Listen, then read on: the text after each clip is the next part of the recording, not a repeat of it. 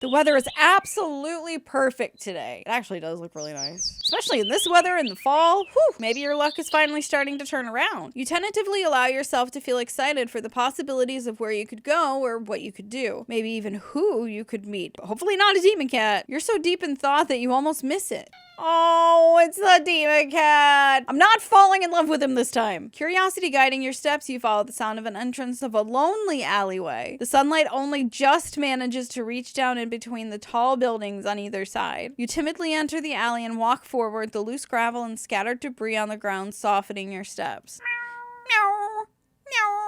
Finally, the sound source comes into view in the warm, almost ethereal light of the alley. At the end of the alley is Rufus. In a big cardboard box is Rufus! Guess that should have been obvious. He's yelling at me again. Rufus, you killed me by stabbing me in the leg. I escaped and died. By whatever demon you've got with you. I'm not taking you home this time. You're gonna sit on the sidewalk. It's an interesting looking cat. Its pretty yellow eyes shine like gold among the dark sea of its black fur. It puts its front paws up on the edge of the box and looks up at you. He says, please. Nope. I'm holding to my boundaries. You look so familiar. Do you have like a memory? Sort of, kind of what Rufus did? He's like, no, not me. No, you've never seen me. I'm just another black cat. Then again, it is a cat. Not many different ways for a standard black cat to look after. I'll see. You and me, Rufus, same brain cell. This one sure is a cutie, though. Just look. It's not glaring at you or hissing at you for getting this close like other stray cats have in the past. It's just sitting there patiently, waiting for you to do something. No. Sadly, as cute as the cat is, you'd never take this thing home with you. Oh, I don't think Rufus is going to like that at all. You just can't take it home with you. You're a responsible adult. With rent and bills to pay for, not to mention you need to buy food to survive too. There's no way you could care for a cat long term, right? I can barely take care of myself. You can barely afford this little outing on your day off. He says, please, don't give me that adorable little face. What to do? Leave cat. What is this? Leave cat or question. Question is more tempting. You are not ready. Who is that talking to me? That is a totally different, like, font and everything. Okay, we're leaving the kitty then. You don't think it's a good idea to get the cat's hopes up of having someone look after it if you're not willing to commit. Smart man, smart lady, smart kid. People should think that way of children too. What if it gets attached and somehow tracks you down back to your home? You'd never, wait a second. There was another thing here. It says you'd never get away from it then. It's another person talking to me, I guarantee it. You stand up, the cat watching your every move. You make it halfway out of the alley when the cat meows almost pitifully of you. I'm not falling. Oh, he's got the cute little please eyes. Meow, meow, meow. Ignore. I'm a terrible human for this. Nope. You need to nip this in the bud and get on with your day. It's what's best for the both of you. You leave the alley and continue on your way. Wait, what was I doing? In all the excitement of dealing with your furry dilemma, you'd forgotten that you still hadn't decided on what you were going to do for your day off. What are we gonna do for our day off? Go to a movie? Go to the carnival or go to the dog park? Well, considering I just worked at a movie theater and I got haunted, no thank you. Let's go to the dog park. There's no way Lucifer or Rufus or whatever his freaking name is will show up. You decide to take a stroll in a park or something. Not in a park, the dog park. The doggy part is very important. You think it'll make you feel better. First, you get to see a cute cat today. Now you'll get to see a cute dog. A cute cat that you abandoned because he's a soul-sucking demon. That sounds like a cat meowing remix. The park is bustling with owners and their canine companions. Playing frisbee, fetch, running, jumping, and even napping. Such cuties. Whatever. What is this? I want to enjoy my time at the dog park. Like you'd want anything to do with these mangy mutts. But I do. They're cooler than getting killed by Rufus.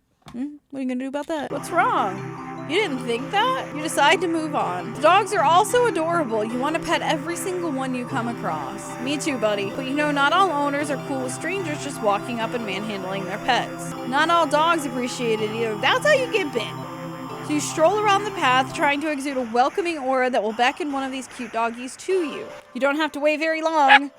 Bark, bark, bark! Oh, he's adorable! Little beagle! You stop as the smallest, cutest puppy you've ever seen scampers up to you, blocking your path. With those eyes, can I trust animals in this game? Leave the park, kick the puppy, Kill the puppy, eat the puppy, pick up the puppy.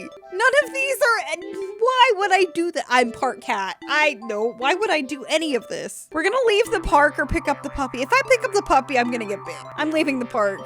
We're leaving the park. Yes, leave. Wait a second. Yes, leave. Dogs are stupid. Dogs are stupid and they all deserve to. Now what? I think I'll go watch a movie, go to the carnival, or go to the dog park again. We'll go watch a scary movie in the theater. It's been a while since a film came out that looked interesting enough for you to drag yourself to a movie theater. But there's a showing of one such film at the old theater. The movie was a little too niche to be picked up by a new cinema that opened right across the street. That's okay though, you're not exactly a fan of crowds. High five! Lady, me and you could be friends. And nothing ruins the experience of watching a new movie for you more than a noisy audience. Go to the old theater, go to the new cinema, or on second thought, why would you not go to the new cinema? Did I miss something?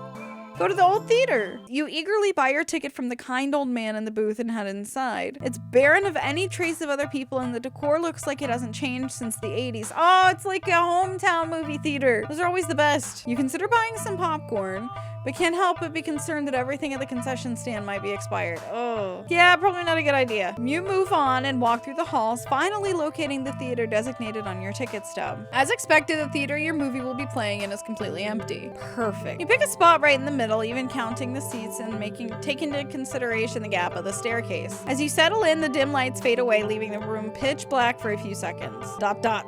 Before the screen flickers on. No commercials or trailers pop up, the movie just begins. Please, you shrug and let yourself get immersed in the opening scene. But just as you're getting into the premise, flashbang. Doors open behind you, momentarily casting light into the room and ruining the atmosphere. You hold in a frustrated sigh. Buddy, you're in a public space. Get yourself a home theater. Place can't exactly afford to stay open if you're the only customer. You try to refocus on the movie, but you sense the new presence slowly shifting around the theater. Oh no, the cat found me. Before heading in your general direction. What? Oh, he's gonna sit right in front of you. You gape in utter disbelief as the stranger shuffles down the aisle only to sit right in front of you. There's no one else here and plenty of places to sit. The stranger is also unusually tall. You poor guy. Even with the stadium-like arrangement of the seats being on somewhat steep incline, they're completely blocking your view. Confront him. Be like, my dude, what the heck? You hate confrontation. You can already feel your palms starting to sweat at the idea of it. Oh, yes, but I'd say you have to. You just have to. This is about principle, man. Your throat's closing up and your body's starting to shake. You've always been more of a flighter than a fighter, but you paid for this ticket.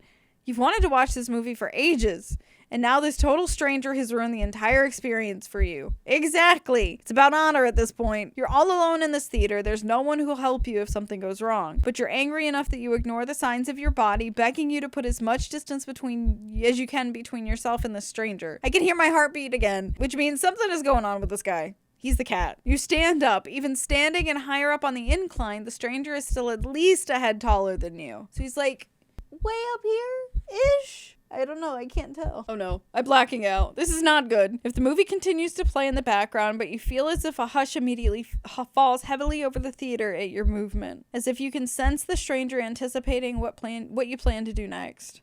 You square your shoulders and force a little bass into your voice. Oh, and you grab life by the balls, buddy? Hey! The effort makes your words come out more harshly than you intended, like a sudden and vicious bark. But you figure they deserve it anyway. You're being a real jerk, you know that. Just what are you playing at, huh? Are you trying to piss me off? Question.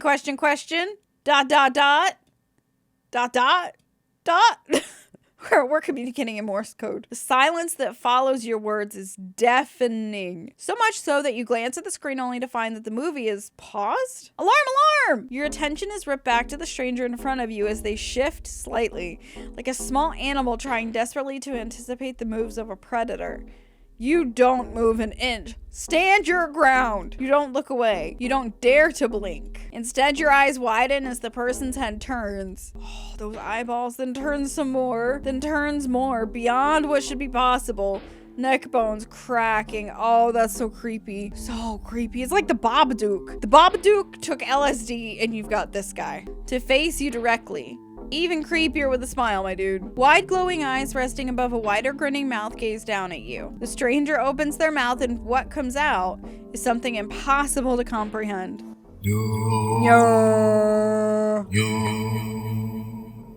He's just gotta go XLR. And practicing his anime voice. Yeah. He can't do it yet, but he's getting there. The voice is endlessly deep and creaks like a weighty door, foreboding and oddly melodic. Alluring, but it also snaps you out of the terrified trance, and before you know it, you're already out of the door. Goodbye! You run through the halls of the empty theater, heading for the exit. Not the movie theater. It's always movie theaters! You feel something watching you from behind, but you're too afraid to look.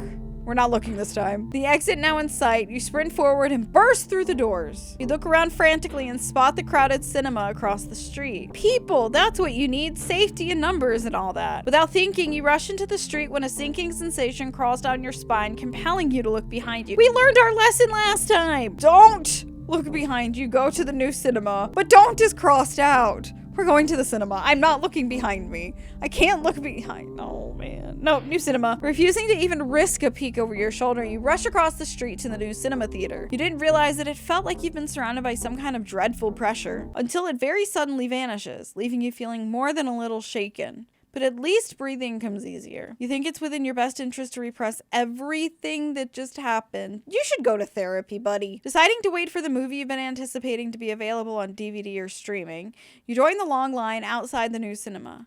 By the time you've reached the ticket booth, you just want to get inside. So you pick a movie at random and take your ticket from the tired-looking teenager manning the booth. The decor is chic and sleek, and the inside is bustling with people. It's not what you're usually into, but it's kind of nice not being alone, even if you feel a little lonely watching families and groups of friends laughing among themselves. You'd get some popcorn, but the lines at the concession stands are long and the prices are criminal anyway. You make an excuse not popcorn every time. Next time we go to a movie theater, get some popcorn, buddy. You go through the halls and follow the signs at the theater designated on your ticket before heading inside. Is he gonna get to watch his movie, or are we gonna have this happen again? You sigh at the sight of the absolutely crowded theater. You head towards a seat only to be told by the person next to it that it's being saved for someone. This happens a few more times before you finally manage to get yourself settled into a seat annoyingly off-center to the screen. I've never been in a movie theater this crowded, but that would irritate me to no end. That's why Netflix exists. But the screen is at least visible, if not a little too close, so you grit your teeth and bear it. Until somebody stands up in the middle. The lights fade out, but the chatter doesn't. The rest of the audience seems content to talk through the commercials and even through the trailers. You figure the chatter will stop when the movie actually begins. But it doesn't even get slightly quieter as the opening scene starts to play out. You sigh out loud, not thinking anyone would hear you anyways. This is why you avoid movie theaters like the plague. Flashbang! What the heck? Cheshire Cat, is that you? Suddenly, the screen changes, showing the face of a black cat. A familiar black cat. Rufus is back! Confused murmurs fill the room, but then the cat on the screen meows. So he's not the only one being affected this time. Oh my god, I'm so sorry for eardrums. Oh.